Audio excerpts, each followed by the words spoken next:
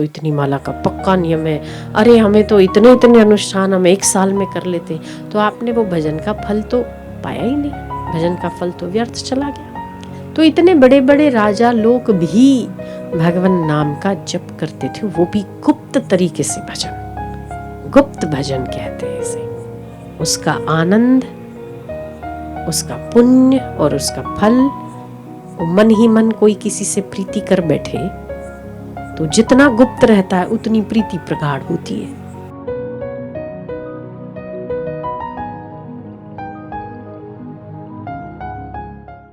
एक तो ऐसा राजा था जो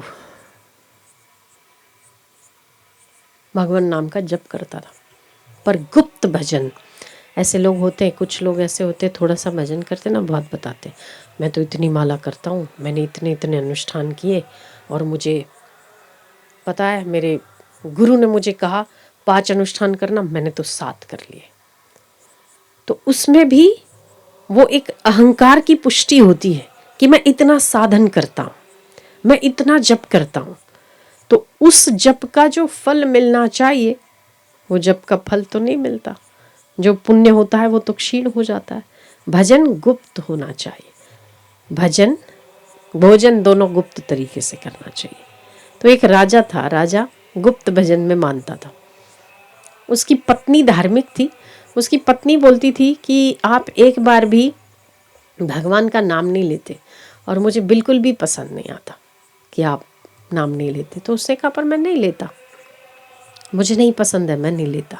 कुछ लोग होते दिखाते तो ऐसे हैं, और उसमें भी पुरुष समाज में अधिक ऐसे लोग होते हैं कि आपको ये दिखाएंगे कि मुझे बिल्कुल गुरु में श्रद्धा नहीं है, बिल्कुल परमात्मा में श्रद्धा नहीं, पर वो भीतर भीतर से मानते, उनके अस्तित्व को मानते। कुछ लोग भजन भी करते, वो राजा भी कुछ ऐसा ही था, गुप्त भजन में मानता था। तो उसकी पत्नी कथा रखवाया करती थी, ताकि कि मेरा पति थोड़ी देर भी बैठे और जो कीर्तन करवाते ना उसमें ताली बजा के कीर्तन करे। पर राजा नाम उसका हट जाए अगर वो ताली बजाए,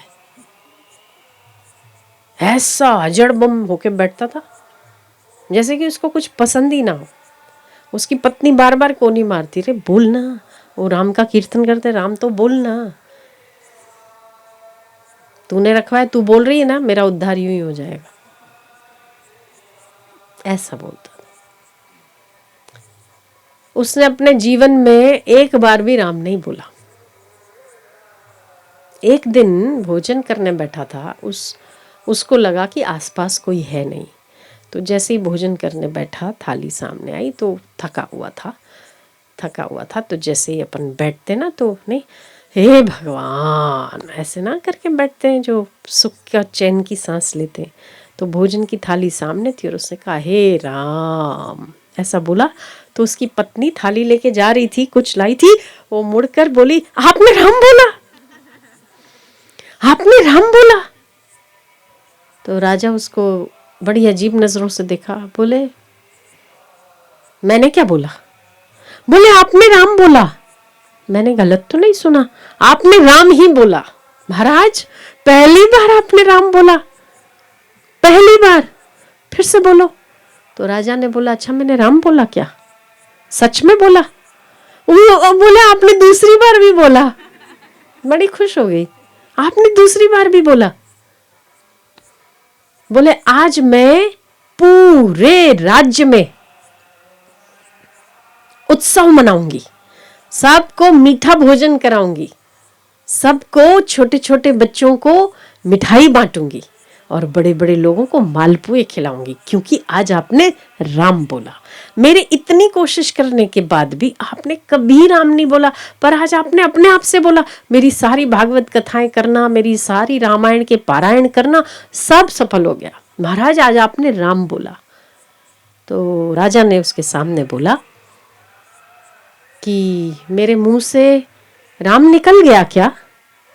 तो उसकी पत्नी ने कहा कि हाँ राम निकल गया। तो राजा ने कहा तो अब प्राण भी निकल जाएंगे। ये बोलना ही था और राजा ने प्राण त्याग दिए। क्या था कि मेरा भजन किसी को पता ना चले, मैं ऐसा भजन करता हूँ किसी को पता ना चले, और जिस दिन पता चल जाए उस दिन मेरी राम की प्रीति कैसी हुई कि मैं भगवान से प्रीति करता हूँ। ये दुनिया जाने कि मैं भगवान से प्रीति करता हूँ। जिस दिन दुनिया जाने उस दिन मेरे प्राण पखेरु उड़ जावे। कैसे कैसे लोग भजन करते। और मुझे लगता है कि आजकल तो दिखावा करने का इतना जमाना है। अपन माला तो 10 करते हो पर हिलाते इतनी बार है कि 108 हो गई जैसे। कहने का मेरा तात्पर्य है कि हम इतनी ज्यादा बार बोल लेते हैं कि हम तो इतनी माला, हम तो ये माला किए बिना रहते नहीं, हम तो इतनी माला का पक्का नियम है, अरे हमें तो इतने इतने अनुष्ठान हम 1 साल में कर लेते हैं। तो आपने वो भजन का फल तो पाया ही नहीं, भजन का फल तो व्यर्थ चला गया।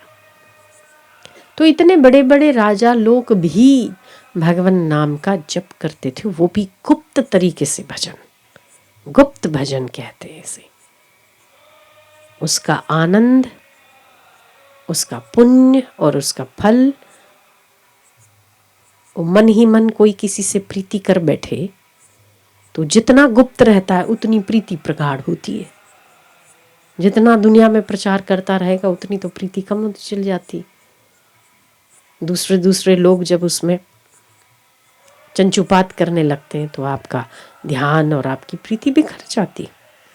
और राजा इस बात को जानता था, तो बोले अब राम मैंने बोला, अब मेरे प्राण भी जाए। मेरे मुख से राम निकल गया, अब इस शरीर से प्राण भी निकल जाए। और सचमुच राजा प्राण पखेरु उड़ गए।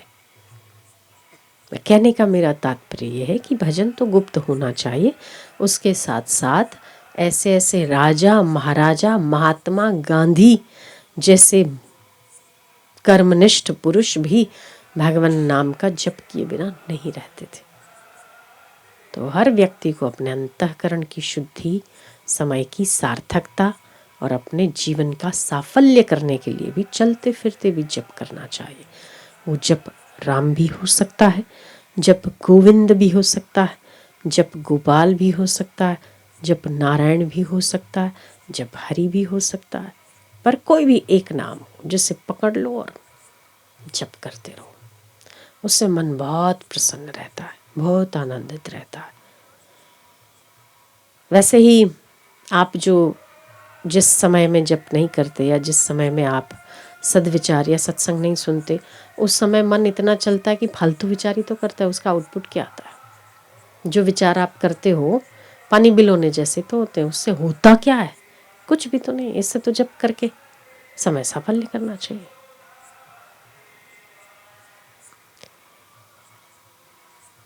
तो जप करना चाहिए, कर्म करते करते भी जप करते रहना चाहिए, और ये हो सकता है, संभव है।